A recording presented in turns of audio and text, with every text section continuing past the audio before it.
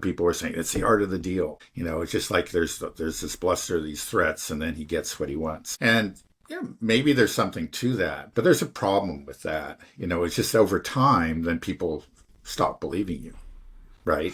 I mean, it's sort of like bluffing in poker. A good bluffer bluffs only rarely. He establishes actually credibility over time so that the opposing players, they look at him and say, he really did have that really good hand, last time. I don't think he's bluffing. And then, but in fact he was, and, he uses the bluff to his advantage. Now this is, it's not a perfect analogy, but I think it's similar. It's just like if you start to get a reputation for bluffing, then the bluff starts to, ceases to be effective because people just don't take you seriously. And I think that's what we're seeing now. And it's just, that's dangerous. Like in the case of tariffs, it's bad both ways. It's just like, okay, yeah, if he's really serious, then yeah, we should be stocking up. China is such an important source of our goods. This is going to have a huge impact. If there's some consumer item that I need, I was going to buy on Amazon or Walmart or whatever, I probably should get it now, before the prices double or triple, or they just disappear because they're so high, or they're replaced by some shoddy good from another country. All of those are possibilities. But we've seen this guy flip-flop. You just start to think that, he's not going to really do that. When it starts to get bad, he's going to back down. And that may be, I kind of think that's probably likely, but it's not certain, And then on the other side, the benefit of a tariff, is supposed to be that it protects your industry and it gives, domestic investors an opportunity to build up the industry over years, but they need to have confidence that you're going to stick with your tariffs. Again, you would have to be crazy, really, under these circumstances to put down $1 billion or whatever to build a number of factories, because who knows what he's going to say next week. So he's hurting himself both ways by this inconsistency. It's not genius, it's not the way that I think a lot of Trump supporters have been trying to rationalize it as. This is actually a very self-destructive approach to things. If this is all said and done and nothing really changes at the end, Trump has to back down. Does that put the U.S. in a much weaker position, or are we kind of back to the same old status quo, or we've just lost face? Some permanent damage has been done.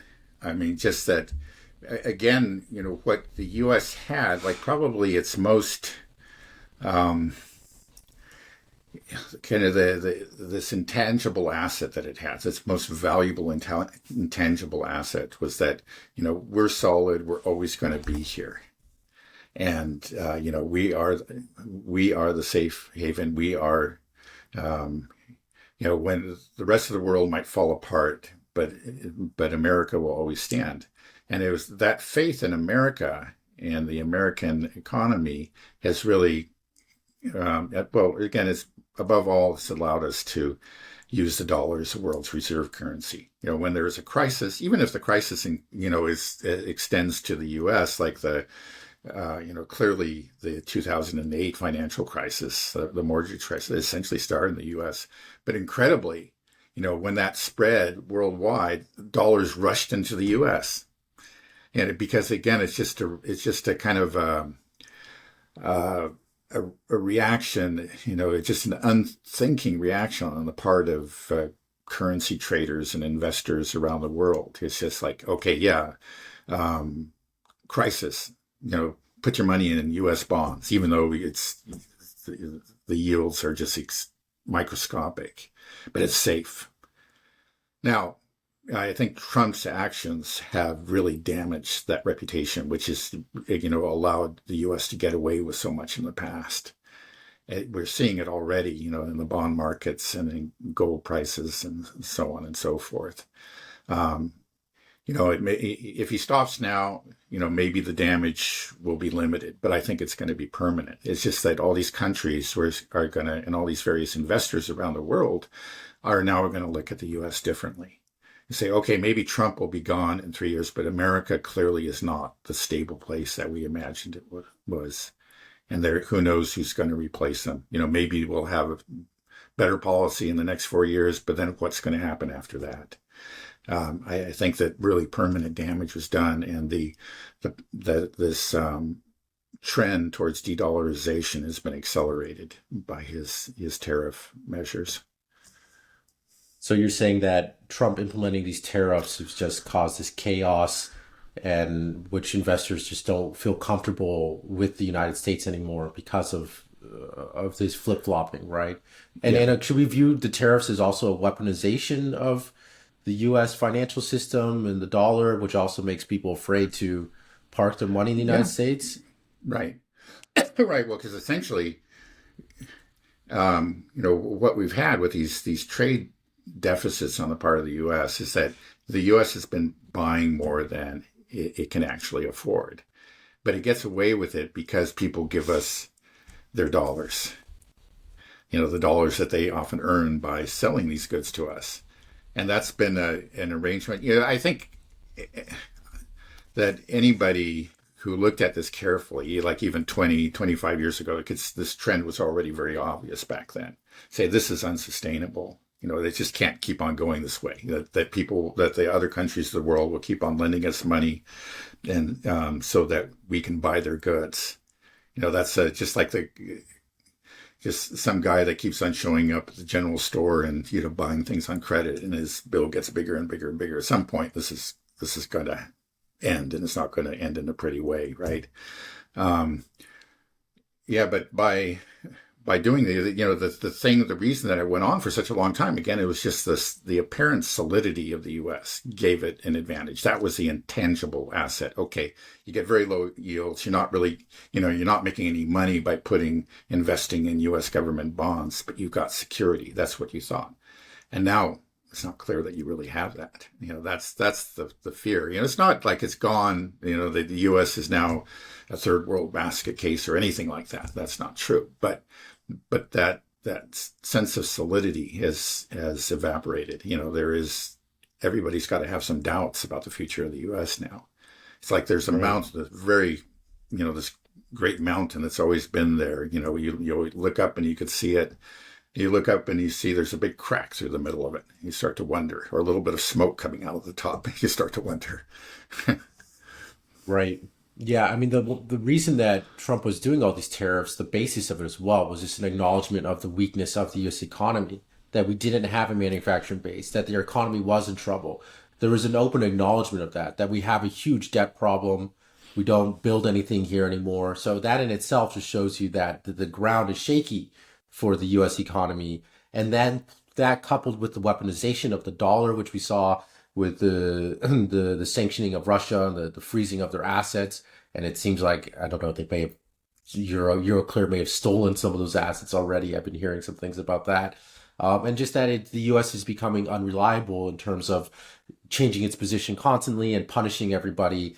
So I agree that this is also this huge catastrophe that's coming for us right now. And when we have these types of major financial collapses or disasters, I think everybody thinks that, it's going to happen in the U.S. It's inevitable. But the timing is so hard. But when it happens, does it happen all at once, or will we start to see legs give, and start to happen gradually over time and people can prepare? Or should we expect it just like, oh crap, because there's maybe some real, you're talking about the U.S. as this mountain, there's some real sovereign risk now that the U.S. may not be there, to backstop everything, and then it just all falls apart, right? Yeah, well, I guess the saying goes more or less that things change slowly until they change fast. That's, and I think that we're already seeing, some of the legs falling off, or some wobbling, right, or cracks appearing. But when it happens, it could happen very fast. I mean, that's what happens, on a bank run. It's slow and then it's fast. There's some point where all of a sudden, the majority of people realize, oh, this bank is going to fail, and they go running towards the bank. And it could be something similar in our case. These collapses can take, part of it, I admit this applies to myself. It's just like it's something that I've thought about for decades, right? That eventually this is going to happen. And it's again, the U.S. dollar is on an unsustainable course. U.S. debt is on an unsustainable course. But it's been a possibility for such a long time that you start to sort of assume that I started thinking about it 20 years ago, and maybe it'll be another 20 years. Not impossible, but I think it's probably going to be sooner. We've seen a real acceleration, and the tariffs are just a part of that. And we've seen an acceleration in debt, just like at levels that just are mind blowing. 10 years ago, if you said this is what the debt was going to be now, I think people would think you were crazy. They that can't possibly be that bad. Now it's happened, and people are just it's just too big for them to even absorb.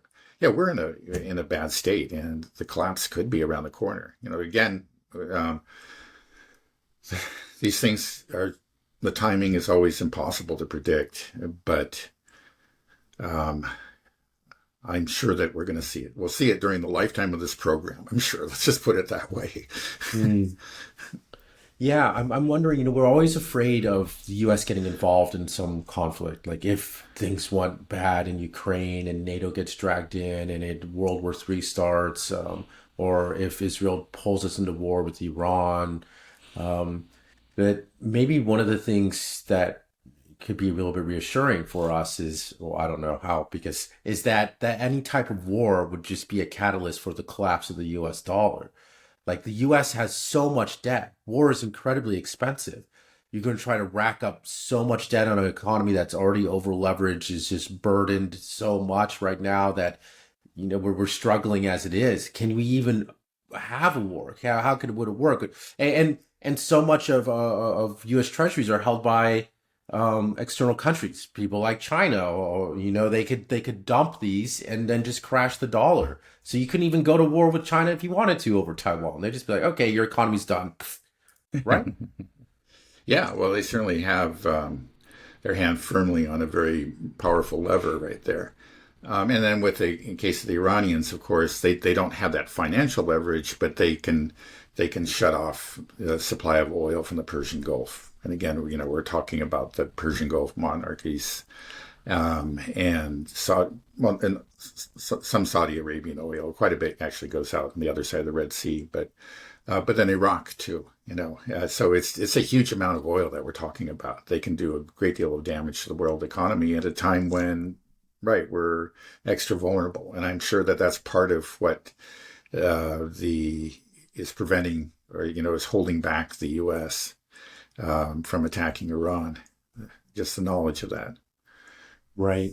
Yeah, it makes me just feel like everything that our government does now, it's all posturing. We have the most lethal fighting force in the world. Our military is the strongest. Our economy is the greatest. America's this number one, but just not true anymore. And more people see it.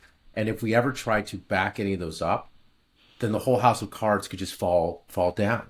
Right? We can't back up our military. Well, yeah. No, it's really that those times are past. We still think we're the exceptional nation, and that we're the hyperpower.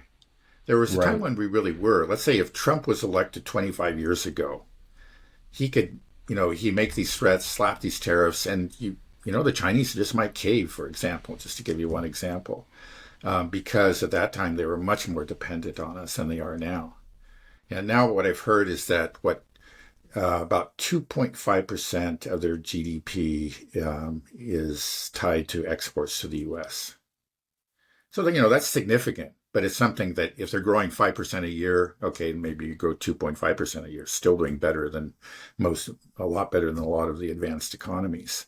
And then they have markets that can replace the U.S. And I think the most important market of all is actually the Chinese market. That's really the largest, least developed market in the world. I mean, there's just a lot of capacity for consumption that, latent capacity that hasn't been actualized yet. And so I think that that's one of their policies. If they find that they're going into recession or whatever, they have they can stimulate domestic consumption and do just fine. No, but that wasn't true. Again, that just wasn't true 25 years ago. And so, a Trump 25 years ago could bluster and people would have to take him very seriously. He could slap on tariffs and, the other country would have to cave in. But that's changed. Both, we just don't have the military supremacy or the economic supremacy anymore.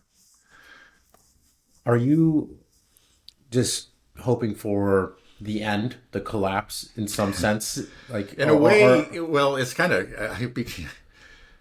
yes and no. I know it's going to be kind of ugly, but I think it also has to happen, and probably it's just the sooner it happens, the better.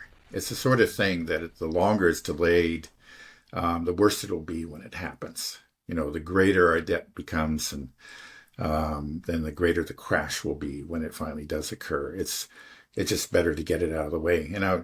Again, we have a lot going for us in this country. There's no question if, like, okay, yeah, we lose our world reserve currency status. Yeah, that's going to be a blow. And then we got to actually pay our debts, and, we'll have to tighten our belts. But, we're a large country with a lot of resources, a lot of smart people. And if we had intelligent leadership, I think we could get back on a stable footing and begin to prosper again in a few years or several years. It could be. What I worry about is the leadership, really. It's that we just do not seem to have a sane leadership, and it really is equally true of Democrats and Republicans. I just don't see it. You hear there's the occasional voice of sanity, but that's coming from the edges, is not from the center of power, unfortunately. So that's what I worry about. It's just that there's going to be some kind of crash, or a major military humiliation. And instead of responding rationally to it and reassessing and say, okay, yeah, maybe we're on a bad course. Like, that's what we should have done after September 11th. And, that's what, for example, Ron Paul argued and said, look, this is a consequence. This is blowback from our policies in the Middle East. And we got to really change it. And he said, no. They attacked us because they hate our freedoms, or, some nonsense like that. And that just took us down the wrong path with disastrous results. And I'm afraid that that's the same thing will happen. It's just like, oh, it's those evil Chinese or whatever. It's never our fault for anything. It's not that we spent too much. It's that they made too much. What do you think is more dangerous? If we have a military humiliation and then we go in and have an attack, or if there's some type of economic collapse? Well, it's hard to say. The economic collapse is going to be felt. People will experience, and it really is going to matter to them. It's not something that can be spun or hidden from view. Now, a major military defeat, like, we could have I think, in fact, we are witnessing a military defeat in Ukraine, but it can be spun away because we could deny that, it's just the Ukrainians and they didn't listen to us or something. But if aircraft carriers are sunk or something, that's something, is visual, people understand right away. That could be scary. And that could lead to a lot of jingoism and pressures to retaliate in kind. And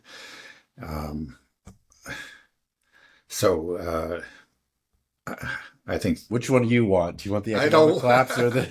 I guess I would rather have the economic. It seems like maybe it's more likely that would be contained domestically, though there's no guarantee of that.